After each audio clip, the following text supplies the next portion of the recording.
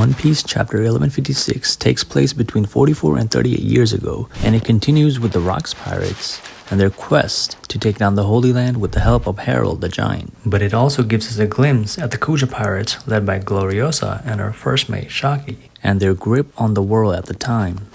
We start off the chapter with the narrator saying how there were a group of pirates referred to as idols who roamed the seas. They had attacked the town and left their men hopeless on the ground without them even laying a finger on them. Even the Marines had no answer for them. Of course, them being the Kuja Pirates, the crew that hailed from the Amazon Lily with their leader Gloriosa, who we see flaunt her beauty as the rest of her crew fawn over her. And it's funny how she says she's growing wary of her beauty and questions if she'll ever shed this picture of perfection when we know that she's now the elder Neon, who's aged horribly. So it's ironic that she acts tired of her beauty and infallible, but she later turns ugly. It's just hilarious. But we see another crewmate of the Kuja Pirates, Tritoma, passing along the fan letters to Gloriosa. She appears to be a little younger than her captain, and as we know, she will end up being the Pirate Empress in the future. Now, people have theorized before and continue to theorize that Tritoma is Luffy's mother, and seeing how young she is now, and the fact that she was the Pirate Empress before Boa Hancock, it's at least theoretically possible for her to have given birth to him. And also remember, Kuma sent Luffy to Amazon Lily in the Sabaody arc, and it's partly because Amazon Lily is the last place that the world government would have looked for him, but maybe Kuma also knew his mom, and maybe that played a part in sending him there too.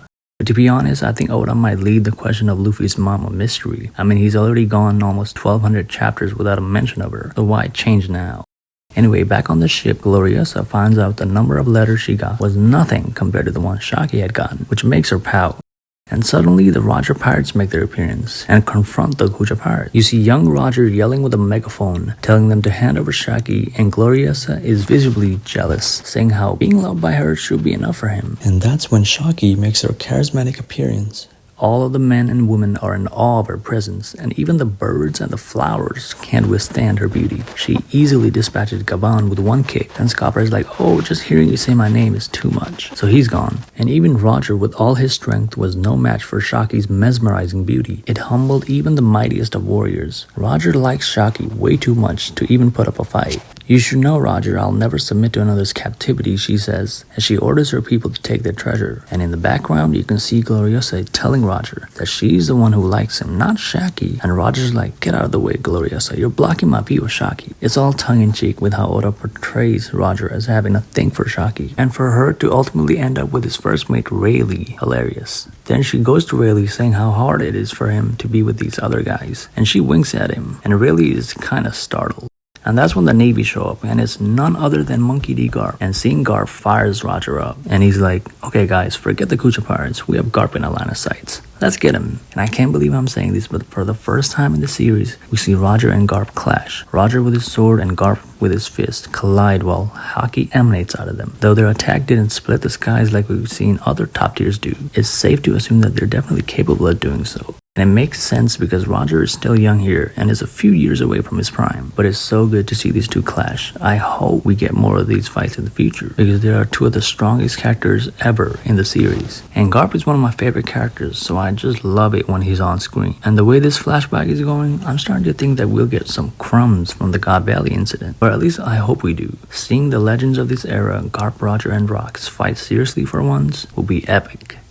But back to the Kuja Pirates, we see Gloriosa faint because of Roger's clash with Garp. And soon after this incident, Shaky takes over as the leader of the Kuja Pirates, as her popularity continues to skyrocket. Even though Gloriosa is an idol of her own right, she paled in comparison to her first mate, Shaky. And that's one part of the chapter done. Next, we switch over to Elbaf at Ida's Tavern near the waterfront. We're told that Loki almost drowned when a ship he stole capsized, and the captain hesitated to save him because of how much of a nuisance he generally is. Ida is furious that he didn't help Loki, but Harold is more rational and understanding of the captain's moment of hesitation. Of course, Loki can't help himself, so he chimes in and he yells that he doesn't need anyone's help, which Ida finds adorable. Ida really cares for Loki and treats him as her own son, and she even asks him to stay with her in Hajuden, but Loki is still bitter and rejects her trying to get close to him. Loki constantly rejects people's attempts at bonding because of his trauma as a baby and because of everything that Estrad has done to him. Loki is sick of the weak pacifist in Elbaf. He's sick of the entire country. He feels chained to the system and he hates it. So he declares that he wants to be free like rocks. In the last chapter, Rox was explaining his grand plan of taking down the world government and being the king of the new world. And Loki had caught wind of this, and this gave him a new purpose in life. He finally had something to believe in, which is why every time the Rock's pirates enter Elbaf, he tries to join the crew, but ultimately Rock pummels him every single time. He would never end up joining the crew, and a few years later, Rock's pirates will be defeated at Garp Valley. Next, we see Rock's takeover of Pirate Island Hachinosu. At this point, the Rock's pirates are the all-stars of the evil in the pirating world, and naturally any up-and-coming pirate would want to join this ensemble of talent, which is exactly what one of Shaky's rivals does.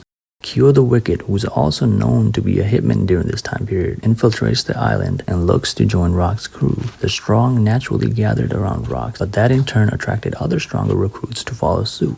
Rock's inside of the fish boulder blows 2 holes into it, resembling how it appears in present day. Rock's gives us a further glimpse at his plan. He looks to obtain 2 devil fruits, and one of them is an Elbaf, and his true power can only be uncovered if Harold eats it. And this right here is it. This is why Rock's is so hell-bent in recruiting Harold to his crew, because he wants him to eat this devil fruit, which is a necessity in his end goal of bringing down Marijuana. But what devil fruit is it exactly? Well, in Elbaf, we are told that Loki had eaten a legendary devil fruit. So I'm wondering if this is the same devil fruit that Rox was talking about. However, that's just one of the fruits. Rox mentioned he was looking for 2 fruits. So which is the other one? Could he be looking at the Yami Yami or Darkness fruit? The same fruit that his son Blackbeard has now? What if it's the Gum Gum fruit that Luffy has? And the same fruit that the first pirate Joy Boy had? Rox made it to the flower room and saw Emu, so he likely knew about the existence of Emu beforehand. Who's to say he doesn't know about Joy Boy and the ancient history and the significance of having the Nika fruit? But anyway, which devil fruit do you think Rox is going for? Let me know what you think in the comments below. But these fruits aren't the only thing Rox needs. He also wants the giant shipwrights Galila, who are the frozen giant builders. And this begs the question, why does Rox want these enigmatic shipwrights? Perhaps he wants the Galila to build an ancient weapon which he can use against the world government, as it would be very good at bringing down the Holy Land. Remember how Emu had destroyed Lelouchia using an ancient weapon? These things are powerful, so I don't blame Rox for trying to get one of his own. Now, the reason why he needs the shipwrights that are ancient giants may be because of the sheer size of these weapons. Frankie, when he first witnessed the blueprints to Pluton, one of the ancient weapons, he was shocked that the humans could have ever built such a thing. Perhaps humans didn't build them at all.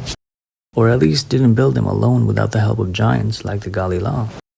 Rox wants the Galila because he can use them to build an ancient weapon, and he wants Harold because he can convince the giant shipwrights to do such a thing. They would surely listen to the current Elbaf king, Rox is thinking. But a young Kaido doesn't get what Rox is thinking here. He'd rather use his might to force the shipwrights and Harold to do what they want. And that infuriates Rox, so he kicks him in the face. But Kaido doesn't back down even from Rox, and squares up to fight before Shaky tells him to chill out.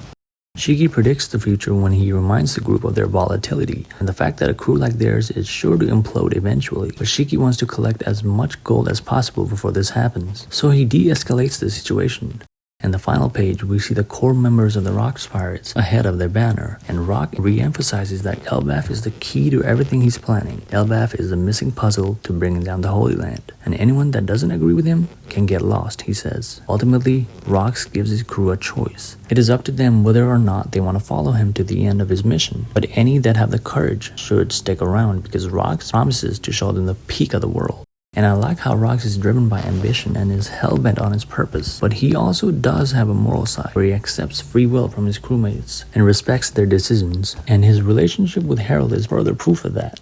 So far, he's been respectful of Harold and his choice. And he only wants to convince Harold of his plan through his brilliance and not by the way of violence or extortion. In the end, we know that Rox will fail and be defeated at Garp Valley, but the means to which it happens will be more complex than we think. There will be deception, there will be betrayals. Shiki has already hinted at this. But who exactly will be the first to make the switch at Garp Valley? I think Kaido, with his abrasive personality and meritocratic ideals, will be the first to abandon ship. He's not so morally coded as Rox, and he's already seen clashing heads with him.